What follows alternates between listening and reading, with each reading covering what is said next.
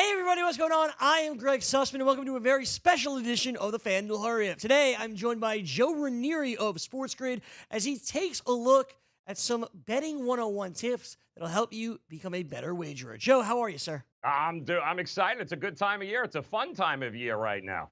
Absolutely, so much going on, so much money for you to win as long as you're smart about it. So let's take a look at just exactly how you place a bet. We'll begin with placing a bet against the spread. What does that mean?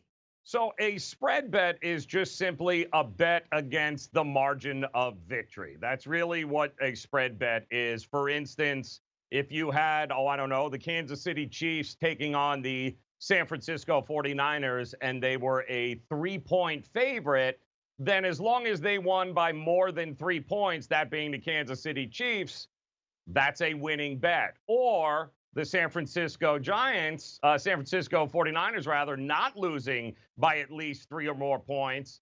Well, that would be a winning bet as well. So you're basically betting simply on the margin of victory. If it happens to tie, and let's say they win by just three, that's what's called a push. And that means there's no action and your ticket will be refunded. That's how you bet against the spread, and that's how you'll make some money. Up next, Joe, what is the difference between a bet against the spread and a bet on the money line? So betting on money line is the most common way to bet, certainly on, let's say, baseball and the NHL, where the margin of victory does not necessarily, spreads don't come into play nearly as much. You are simply betting on who you think is going to win the game. And the bigger the favorite, the more money it's going to cost you to back that favorite. And of course, the underdogs, we all know, in sports betting, especially if you're new, if a team is an underdog, chances are there's a little bit more money to be made if they win. So a money line bet is simply betting on who's going to win straight up. On the money line, all you got to do is pick the winner straight up, and you'll be a winner. All right, Joe, up next for us, we have an over or under. We see a game total, but what does over under mean? Basically the same thing. The total or over under, like you said, Greg, is simply how many runs or points are going to be scored combined in the contest. So in football, how many points are the Giants going to score? How many points are the Redskins going to score? Is it going to be over whatever that point total is, or is it going to be under what that point total is? So when it comes to totals and over-unders, you're simply trying to figure out that number of the amount of points or goals or runs or whatever it is, how many are going to be scored and whether you think there's going to be more or less than that. You're given a total. Do you believe the total will be higher or lower? That's how you bet on an over under in today's market. Joe, what is a straight bet?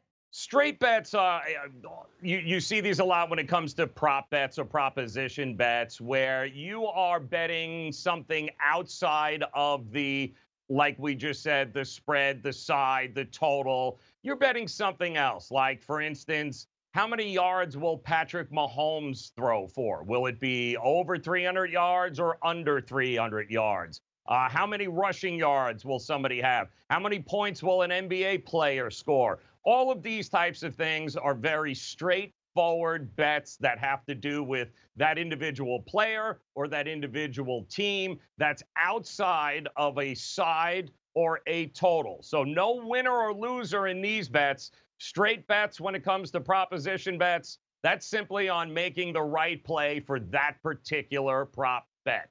Just helps you out making a prop bet, understanding what you have to wager in order to win money. That is a straight bet. Now, if you combine all of these bets, you get what's called a parlay. Why don't you explain that here, Joe? So parlays allow you to combine multiple wagers into one bet. Now, these are often much better odds if you hit it. So a parlay is like, let's say, for instance, tonight I like the Brooklyn Nets, I like the Miami Heat, and I like the Lakers. And let's say I want to combine all three of those into a parlay. Well, that will pay 7 to 1, 8 to 1, depending on the book. But more importantly, guys, each one of those legs has to actually win. So it would be great. There's a lot of money to be had in a parlay if you pick each individual game correctly. You have one loser, then you've got a losing parlay. And you can win more money when you combine multiple games into a parlay and hit them all right, rather than betting one each game by themselves. A parlay combines it all and gives you an opportunity to win more money. And then we have what's called a teaser, which is similar to a parlay, but just a little bit different. What's that, Joe? So teaser betting involves two or more different point spreads or total wagers together. So for instance, again, we'll use the Kansas City Chiefs. Let's say the Kansas City Chiefs were a 10-point favorite going up against the San Francisco 49ers. I could, let's say, take a 6-point teaser and take that number down from 10 to -4.